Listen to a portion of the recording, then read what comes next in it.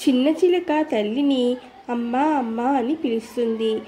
వస్తున్నానమ్మా, ఏంటి అని అంటే తను అంటుంది, అమ్మ అందరూ పోలాల అమావాస్య అంటున్నారు, అది ఏమిటి, దాని గురించి చెప్పవా అమ్మా అంటే, సరేనమ్మా చెప్తాను నీకు పోలాల అమావాస్య గురించి అనేసి తల్లి అంటుంది.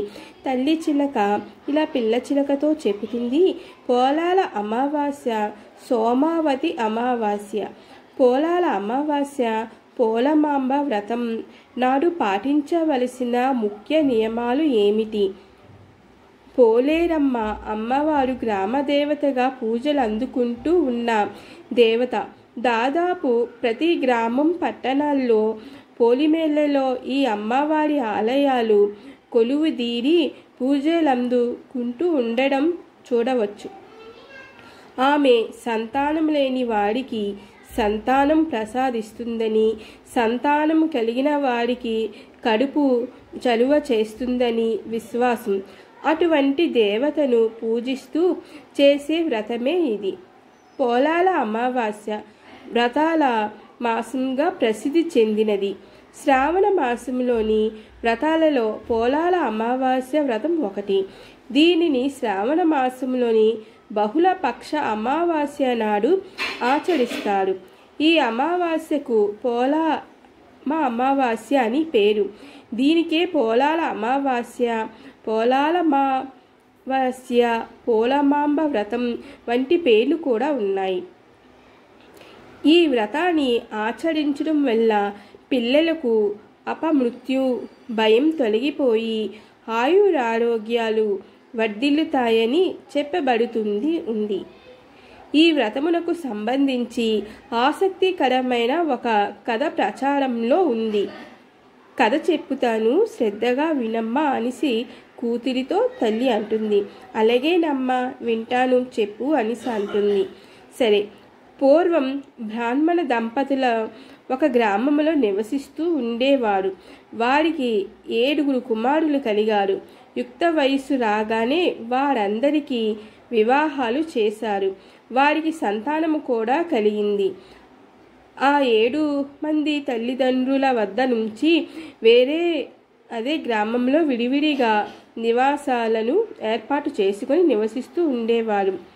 తమ సంతానం బాగా ఉండాలనే పోలమాంబ అమ్మవారిని శ్రావణ మాసంలో అమావాస్య నాడు పూజిస్తూ వ్రతం చేయడం మంచిదని ఎవరో చెప్పగా విని ఆ 7 మంది శ్రావణ మాస కోసం ఎదురు చూడసాగారు.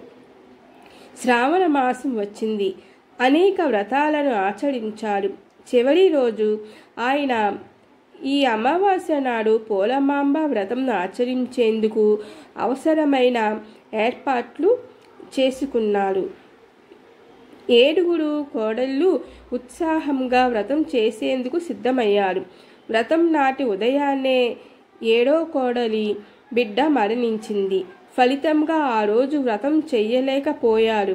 మరుసటి సంవత్సరం వ్రతం చెయ్యడానికి ప్రయత్నం చేశారు. కానీ మళ్ళీ ఆ సంవత్సరము 7వ కోడలి మరో బిడ్డ చనిపోవడంతో వ్రతానికి ఆటంకం ఏర్పడింది. ఈ విధంగా ప్రతి సంవత్సరం వ్రతం చెయ్యడానికి ఏర్పాట్లు చేసుకోవడం, ఆ దినం ఉదయం 7వ కోడలి బిడ్డ మరణించడం, వ్రతం చేయలేకపోవడం, ఈ విధముగా 7 సంవత్సరాలు జరిగింది. మిగతా 6 మంది కోడలు 7వ కోడలి వల్ల వ్రతం చెడిపోతూ ఉంది అని తిట్టుకోనసాగారు. ఆమెకు ఎక్కడ లేని దుఃఖం కలుగుతూ ఉండేది.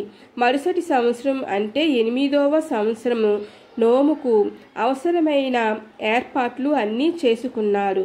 అయితే ఆ రోజు ఉదయమే 7వ కోడలి బిడ్డ చనిపోయింది. ఆ విషయం తెలిస్తే అందరూ నిందిస్తారని, వ్రతం తన వల్ల ప్రతి సంవత్సరం చెడిపోతూ ఉందని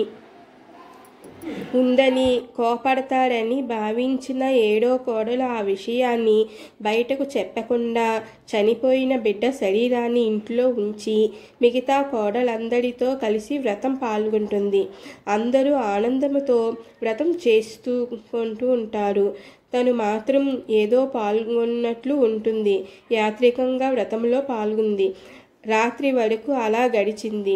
చీకటి పడి గ్రామం చదువుమణిగిన అనంతరము చనిపోయిన బిడ్డను భుజాన వేసుకుని గ్రామం పొలిమేరలో ఉన్న పోలేరమ్మ గుడికి వెళ్ళి బిడ్డను గుడి మెట్ల మీద ఉంచి తన పరిస్థితిని తలుచుకుని దుఃఖించసాగింది. ఎలా కనను చెయ్యాలి అని ఏడవసాగింది. ఇలాంటి స్థితిలో గ్రామదేవత అయిన పోలేరమ్మ గ్రామ సంచారం ముగించుకొని అక్కడికి చేరుకొని ఆమెను చూసి ఆ సమయంలో ఏడుస్తూ అక్కడ కూర్చున్నాడని దానికి కారణం అడిగింది. దీనికి ఆమె గత 8 సంవత్సరాలుగా జరుగుతుందంతా వివరించింది.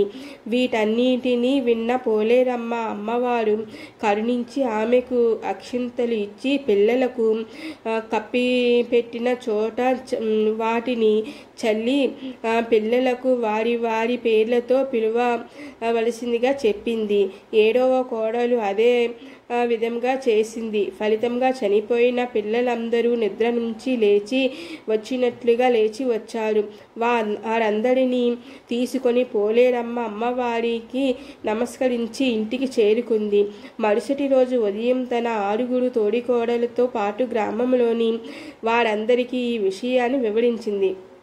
వారందరూ ఎంతో సంతోషించి అంతేకాకుండా అప్పటి వరకు కేవలం కొద్ది మంది మాత్రమే పరిమితమైన ఈ వ్రతము అప్పటి నుంచి అందరూ చేయడం ప్రారంభించినట్లు చెప్పబడుతుంది. కాగా పోలేరమ్మ అమ్మవారు గ్రామ దేవతలు పూజలు అందుకుంటూ ఉన్న దేవత. దాదాపు ప్రతి గ్రామం పట్టణాల్లో పొలిమేళల్లో ఈ అమ్మవారి ఆలయాలు ఉండడం కానీ లేదంటే బహిరంగ కొలువు తీరి పూజలు అందుకుంటూ ఉండడం కానీ చూడవచ్చు. ఆమె సంతానం లేని వారికి సంతానం ప్రసాదిస్తుందని, సంతానం కలిగిన వారికి కడుపు చలువ చేస్తుందని విశ్వాసం. అటువంటి దేవతలను పూజిస్తూ చేసే వ్రతమే ఇది. పాటించవలసిన ముఖ్య నియమాలు: తెల్లవారు జామునే నిద్ర లేచి కాలకృత్యాలు తీర్చుకొని తలస్నానం చేసి ఇంటిని శుభ్రపరుచుకొని మహిళలు తమ పిల్లలను వెంటబెట్టుకొని పోలేరమ్మ ఆలయానికి వెళ్ళి పూజలు చేసి ఇంటికి చేరుకొని పూజా గదిలో పోలేరమ్మను పసుపు కొమ్ములతో కానీ పసుపుతో కానీ చేసుకొని ప్రతిష్ఠించుకొని పూజ చేయాలి. ఈ పూజా విధానములో పార్వతీదేవి అష్టోత్తరం చదువుతూ ఉండడం విశేషము. పూజ ముగిసిన అనంతరము పసుపు పూసిన దారానికి పసుపు కొమ్మ కట్టిన తయారు చేసుకున్న తోరము ఒక దానిని తీసుకొని పోలేరమ్మకు సమర్పించడంతో పాటు మిగతా తోరములను పిల్లల మెడలో వేయాలి. ఈ విధంగా పూజ చేసి పెరుగు అన్నంను నైవేద్యముగా సమర్పించి పూజ ముగించాలి. పెరుగన్నమును ప్రసాదముగా స్వీకరించి వ్రతాన్ని ముగించాలి. ప్రతి సంవత్సరం శ్రావణ బహుళ అమావాస్య రోజు వ్రతాన్ని ఆచరించడం వల్ల సంతాన భాగ్యం కలుగుతుందని, సంతానానికి అపమృత్యు భయం తొలగిపోయి ఆయురారోగ్యాలు వర్ధిల్లుతాయని శాస్త్రాలు చెబుతున్నాడు అనేసి చిలుక చెప్పుతుంది. ఈ సంగతి విన్న పిల్ల చిలుక ఎంతో సంతోషించి, అమ్మ, నాకు ఇప్పుడు ఈ పోలేరమ్మ గురించి నాకు అంతా బాగా తెలిసింది. ఇలాగ 7 తోడికోడలు గురించి స్టోరీ చాలా బాగుంది. ఇది మా ఫ్రెండ్స్ వాళ్ళకి ఎవరికైనా తెలియపోతే నేను ఈ స్టోరీ గురించి చెబుతానమ్మా అని అంటుంది.